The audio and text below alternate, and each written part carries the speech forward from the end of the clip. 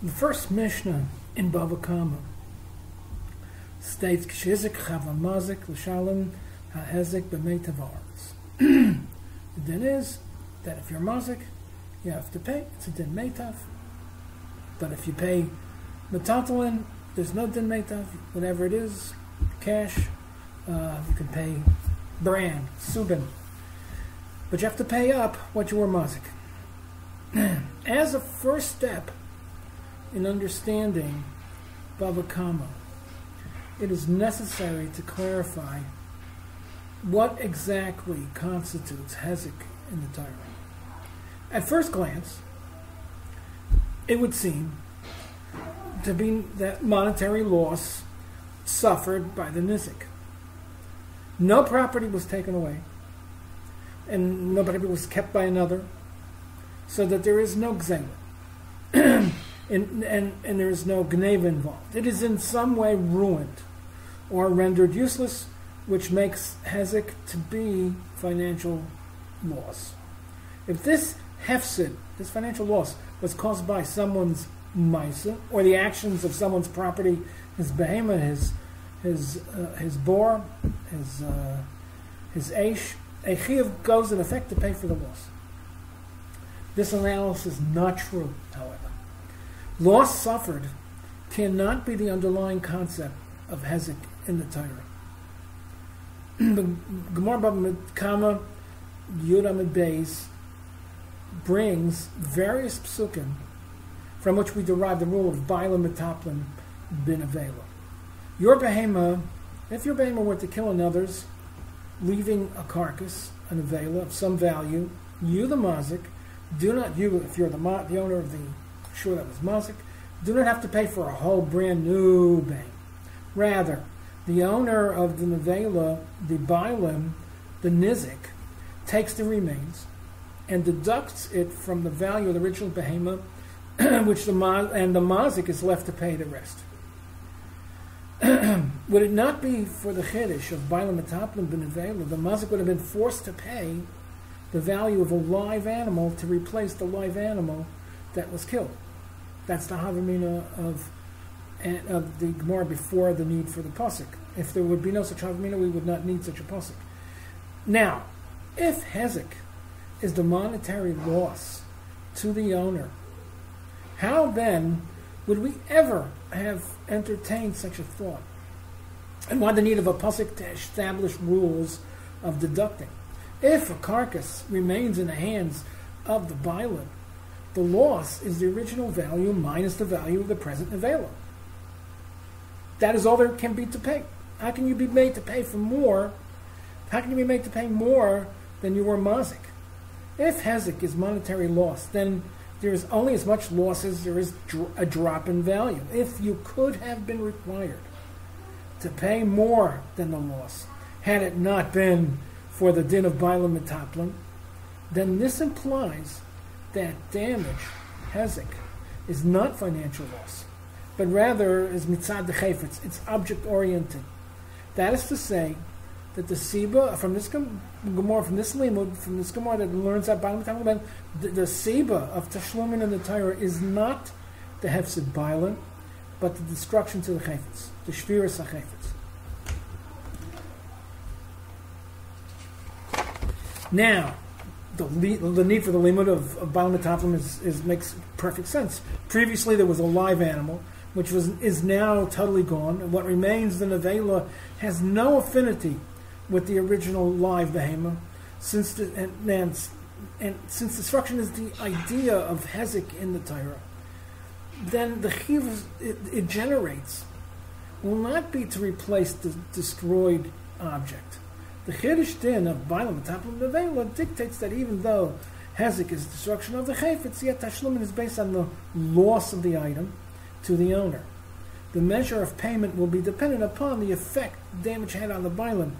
That is his loss. But the siba of tashlumin, we see from the need to learn out that bailim metaplin nevela, and he deducts, the siba for tashlumin is the destruction of the object itself. Would have created a chiyuv to replace a live animal for a live animal, but after a chiddush Torah, we say no.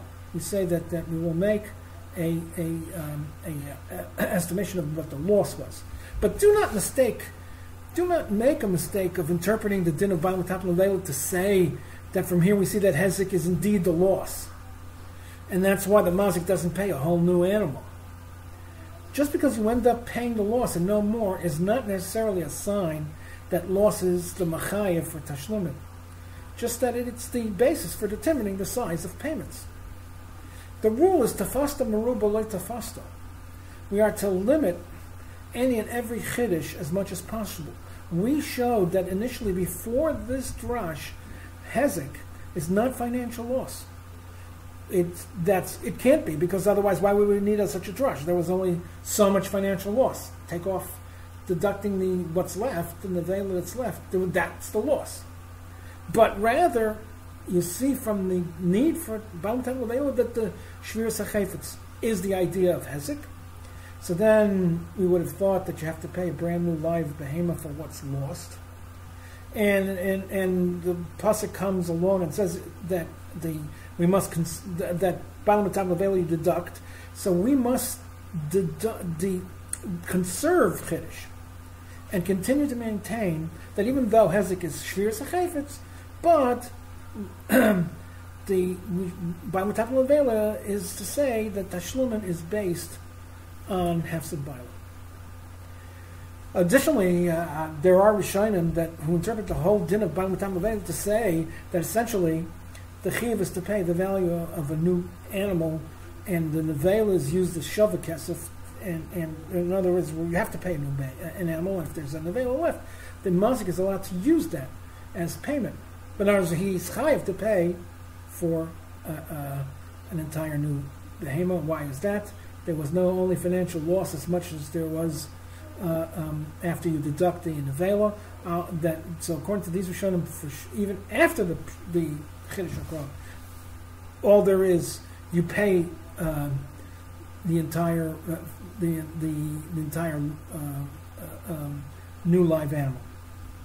So even after the pasuk, the chiyuv is to replace destroyed object, the destroyed object which is more than the loss. So if you can be chayav to pay more than the loss, then the loss can't be the sibur for tashlumin. For another raya to our yesod, we have the Gemara in Bava Kama, Daf Tzadik Ches Amud Aleph. One who pounds a coin flat so that it cannot be used as currency any longer is potter.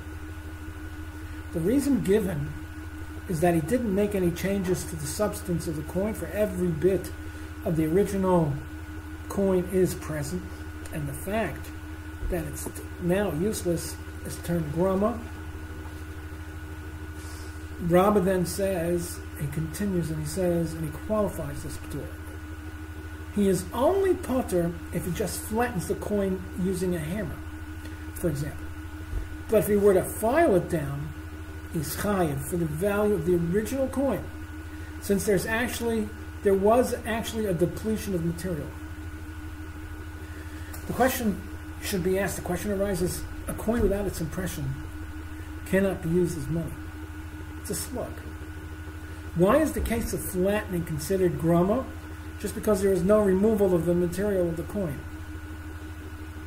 The answer lies with what we have pinpointed to be the notion of hezuk in the Torah. If the idea of hezuk in the Torah were monetary loss, then there can be no difference between flattening the coin by pounding it or by filing it down. In both cases there was direct hefsed. But given that the notion of hezuk is destruction, a distinction can be made.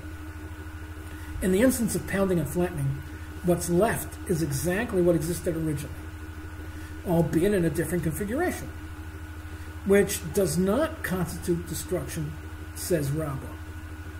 But when you file the coin down, there's a small loss of metal. And that is a case of hezuk. That's destruction. Once we have a machayev of tashlumin, the payment will be based on the loss of the item to its own owner, as we've seen previously. But pounding it makes no destruction. So even if there's a loss, there's no sibur for tashlumin, at least there's no hezuk. There is a din I'd like to add of grami. This grama is not grama. It doesn't mean it's indirect. It means it's a case of grami, and grami is mirabbanan. So you would have to pay, but midaraisa, Rabbi's talking on the level of deraisa, you don't have to pay as long as there is no destruction. That's our yesod.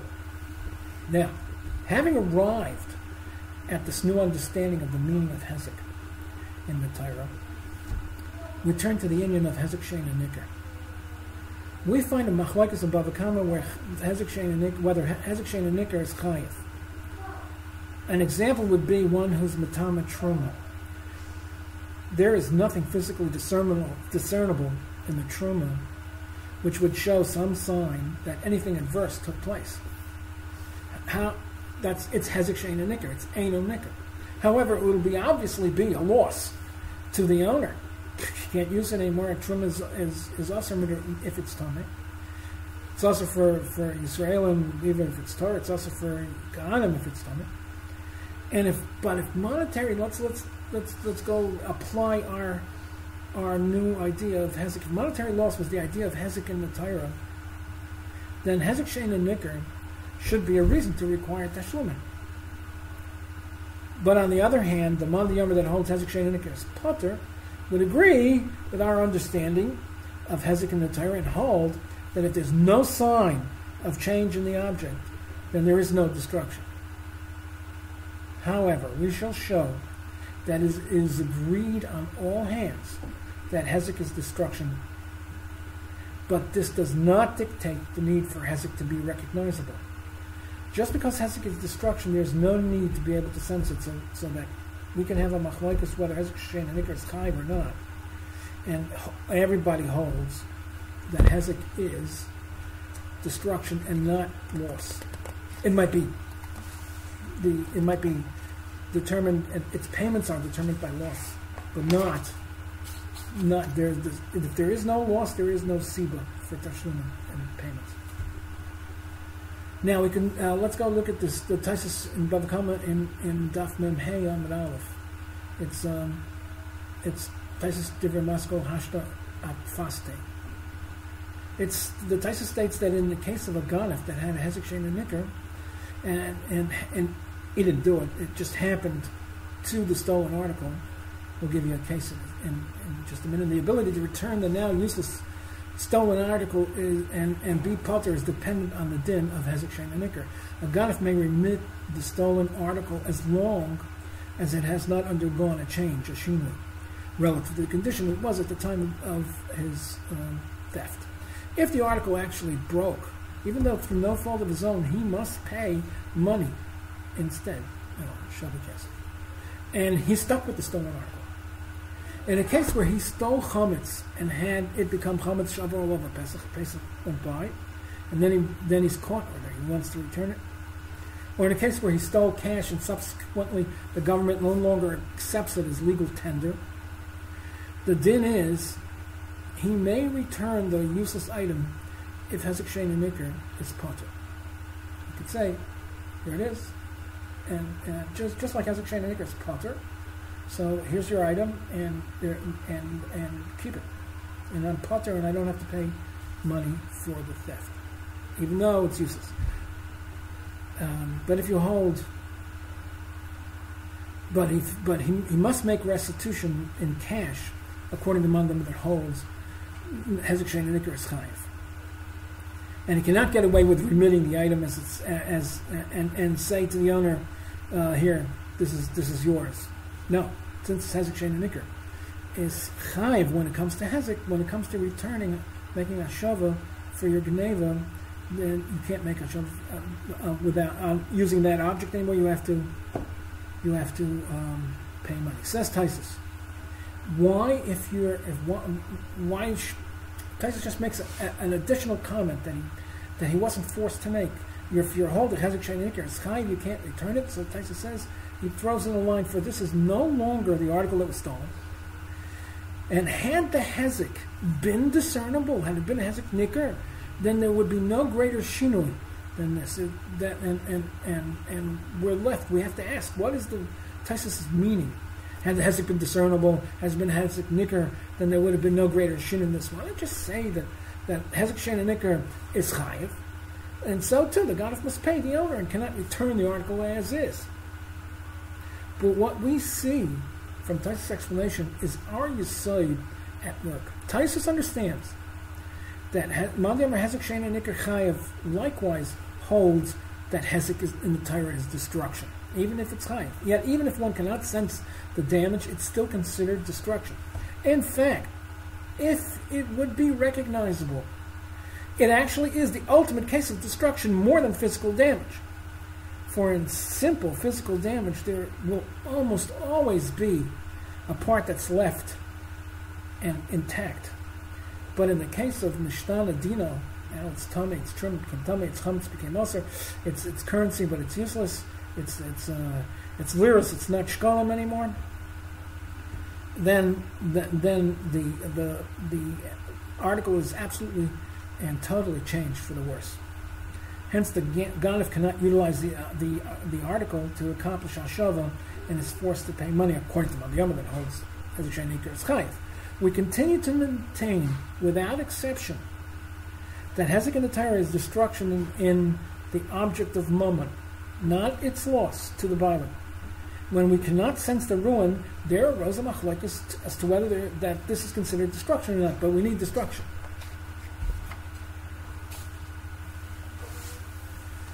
By our understanding of the Torah's concept of Hezek, we are able to throw some light on the area of Mezika known as Grami. In the cases of Grami, most Shitas are of the opinion that Mitzad Din, by right, there will be P'tur. But Bezdin will treat it as if it was a case of actual Mezika. Now, there's Grama and there's Grami. Grami is not a case of an indirect method of creating Hezek. Grami is direct. But we'll explain it now using our Yisod. The first two cases of Grami. A Shulchani, who makes a wrong judgment regarding the condition of the exchangeability of the coin, is Pater min adin, but if you hold that Bezin will exact, will even make chiyuv of tashlumin in a case of Grami, then he has to pay. Now, changing money was a job that required expertise, and a fee was charged, and based on the wrong call, money was spent acquiring an unusable coin. Or, second case, what if you reveal that assets to a moches? Moches is a tax collector, but he's a special kind of tax collector. It's in the case of tax farming. I'll explain in a minute. Now, the moches gains the knowledge necessary to strip the person of his property, and you would be chayiv only if Grami is chayiv. It is not hezek. Moches referred to here as a tax collector of the type that took as much as he could gouge. This is known as tax farming, in which the ruling powers contracted with a moches who would guarantee a minimum figure that he will raise. And the deal being that all monies over and above the level that is promised to the government belongs to the moches. All these cases are not cases of hezek. But this is not indirect here. He directly caused hezek. The specific factors which constitute a case of Grami will be, you know what that is? It will be a case of Grami when there is no shvir sachayf. It's only hefsid moment, but with no physical change to the object. But it's not a case of p'tur by virtue of the fact that the asiyah was not direct. Nobody made any straightforward act that caused hezek. That would make it to be a case of grama if it would be indirect, which is pater b'dinei adam. No, besin is not machayev if it's a case of indirect called grama, but chayev medinei shemayim. The argument for the p'tur of grami and the reason for the difference between grami and grama and why besin would require tashlumin, but the reason why it's pater min adin is that it's not that there was no hezek. There was no destruction. There's only hefsid. And asiyah that directly causes a loss forms the basis of Bezdin's demanding payment in a case of Grami. That's called doin dina Grami. There's other cases of Grami. Quickly, if a person were to have a shtar chov and you burn it, now he cannot use it or he cannot. He's at a loss. He would have to prove the loan is still due, because without a shtar, any lova, any balchov can taina paraiti. Also, there's no collection from nechasim shibbonim. Next is if a person were to sell a shtar chov and then turn around and be meichel the original balchov, it helps. The balchov is potter, and the buyer of that note can't use it min adin. And he's lost the money that he's put out for the note, but it is a case of grami. And he says, and there's another case, if there was neighbors and one had wheat, some kind of grain growing, and there was a wall that divided off the next neighbor, which had a vineyard. Now, if the wall falls, it becomes and the two grow together, then both of the two plants, the wine vineyard and grapes and the, let's say it's wheat, barley, it becomes usher because of a din of become klion, and you're going to be chayiv from the din of the grami. Okay, but there is the Ramban he has a chibur called Dina de Grami in the back of the Chedusha Ramban for Bava Basra, very, very back. Special little section called Dina de Grami that he asked the kasha, why would this Gemara? There's a brisa brought down at the beginning of Bava Basra that this is the case, that you have to pay me Dina de Grami, and he asked the kasha, why if you hold the Grami as potter, it's only chayiv if you hold Dina de Grami, but there are those who hold the Grami is potter, and everybody holds min adin, it is potter. Just the question is, does the person decide to collect in any case? Because at least it was certainly direct loss. Why should it be potter? In any case, forever it should be always chayiv, because it should be the case of your property did damage. It's your wheat grew into the area of the vineyard and made it climb. So that was plenty of tools. We're going to turn to another Indian that argues that the contrast to our Yesod, and that would be the Indian of gnaiva. What is the idea of gnaiva in the Torah? In Bava Kama Daf Kuf Yud Aleph on the base, we find a machlokes between Rav Chisda and Rabbi Bar Chama. In the case of a mazik that damaged a stolen article. First somebody stole, then somebody ate it. Broke it. Second person. Not the very same person. The very same person, it might be still considered one long gnaiva. Rav Chisda allows the owner to collect from either the goslin or the mazik, whichever you like. Right? Rabbi Bar Chama, however, holds that payment can only be had from the goslin. You cannot just collect payment from the mazik. Goslin can go to the mazik, but not the owner. Both will agree that if the hezuk happened after a yush, payment can only be had from the goslin and not the mazik. The only machlekes was if there was no yush yet, can the owner claim payment from the mazik? Now, Tosfos explains that according to both, the guiding principle is whether there is enough bilus in the stolen article to empower the owner to collect for nezikin. And after Yush, all agree that the owner is no longer empowered. He does not have enough bilus to collect payment for nezikin. Now, if one were to rob a thief of a stolen article, a gnaiva min aganav, the new thief would have been chayiv kefil. That's a divrei hakol. But if it wouldn't be for the pasuk in the Torah that a gnaiva min aganav does not pay kefil. First Mishnah in the 7th parak of Meruba in Bava Kama. We thus see a difference between gnaiva and a mazik, because there's no question that a gnaiva min aganav would be made to pay kefil of meaning that the owner has a choice of collecting from either gun if he can't collect from both. So why is it that if the second loss is due to Hezik, that the owner might not be able to, at least according to Rabbi Barchama. Now, it becomes necessary to differentiate between the Sibas Tashlumin of a mazik and gnaiva. For gnaiva, it is enough just to say, to retain a kinyan shaloi by the Bible, to allow the owners their tashlumin, whereas for nezikin more is required.